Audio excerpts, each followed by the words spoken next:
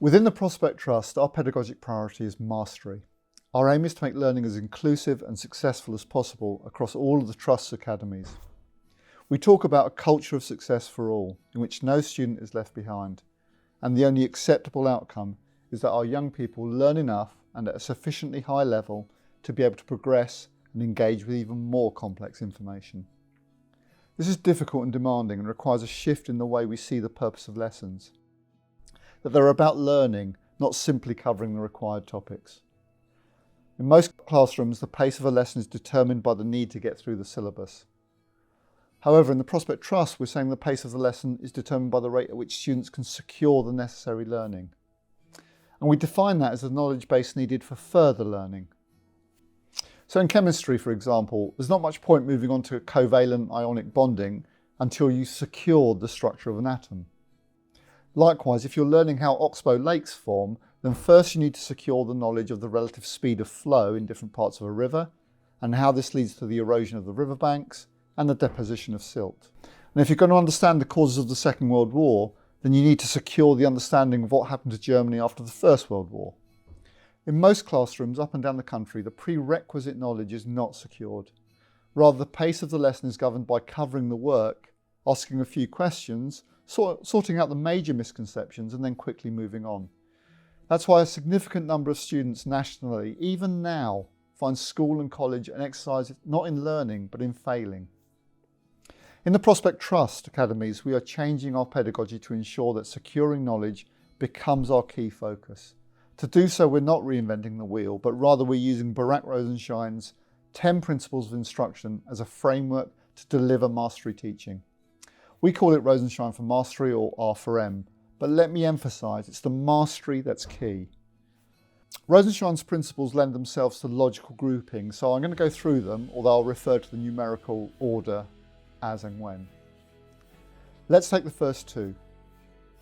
1 and 10 go together because they're about review and recall of previously learned material.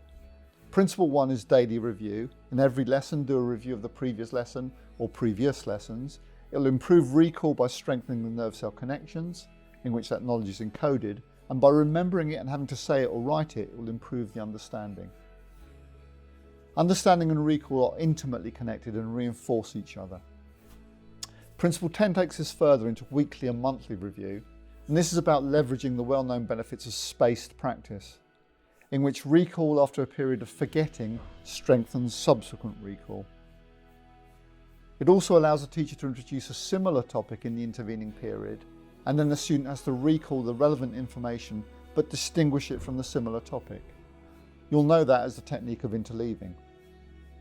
In biology, that might be covering mitosis followed by meiosis, or photosynthesis and then respiration. Another example would be the process of diffusion and osmosis. These paired examples are similar, but with distinct differences. And the process of having to sift the similarities from the difference is very effective in encoding and subsequent recall. So principles 1 and 10 are about the importance of committing information to memory and reviewing that information and making it familiar. For students, we can summarise that as same day, same week, same month as a snappy shorthand for recall practice.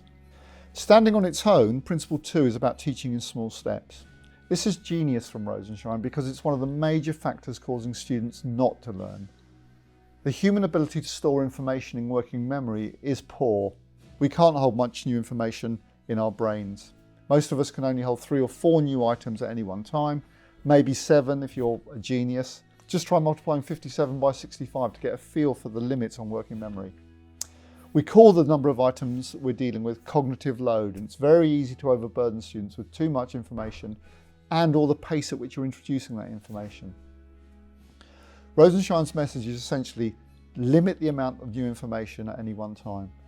And if you can, repeat information because that makes it easily accessible while the encoding process into long-term memory is happening. And then consolidate before moving on. So students are learning and banking the information as they go along. So recapping, principles 1 and 10 were the review and recall.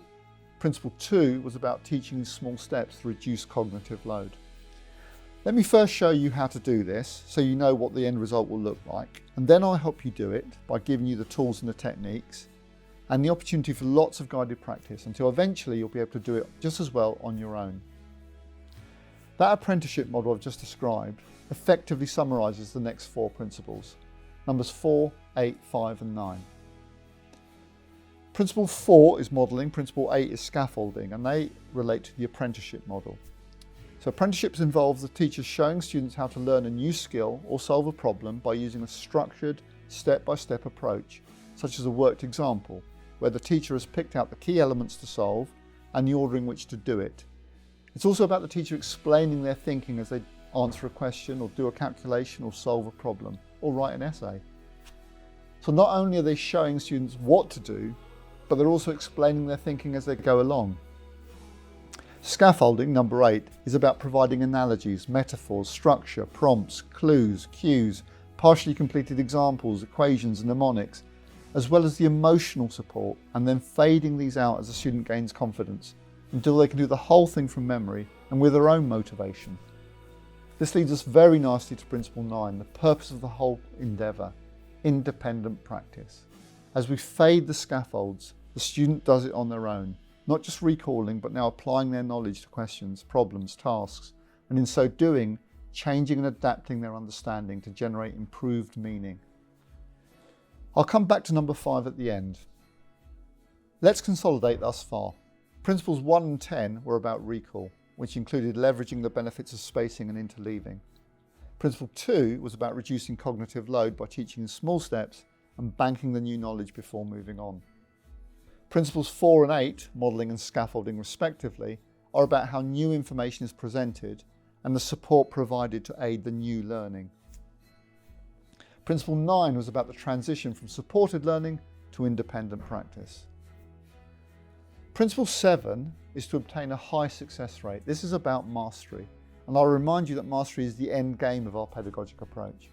This is about not moving on until the necessary learning is secure, i.e. the student can recall it on demand and in their own words, not rote. The next pairing is of principles 3 and 6.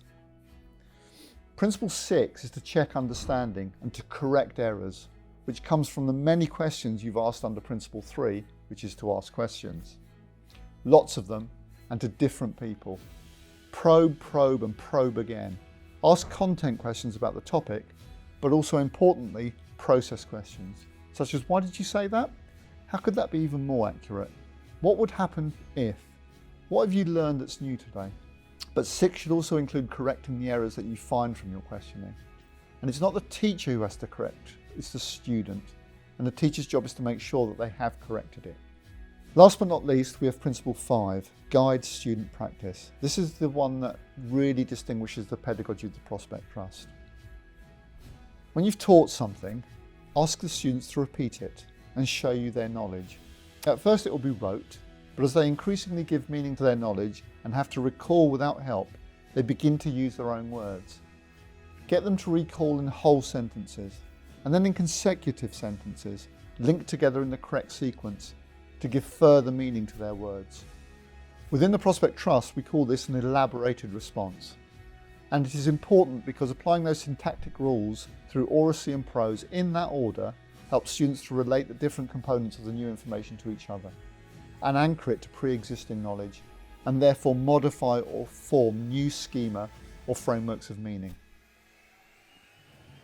Students should start their recall orally, with the teacher prompting, supporting and correcting until they can confidently and accurately do so in their own words, and only then get them to write it down. The first written attempts may be poor, however the teacher should repeat the prompt, support, correct sequence until the student is producing brilliant answers on their own. When I discuss this work, it can just come across as focusing on recall of knowledge, which you might remember is the lowest rung of Benjamin Bloom's hierarchy of cognitive learning. Actually, the principles can apply to all 6 levels of his taxonomy, starting with knowledge, understanding and application, and moving on to the complexities of analysis, evaluation and synthesis or creation in his later version. That completes the 10. Let me recap them and reduce your cognitive load. Principle 1 and 10 were about strengthening recall. 2 was teaching in small steps. 4 and 8 were modelling and scaffolding. 9 was independent practice. 7 was the mastery. 3 and 6 were questioning and ensuring understanding.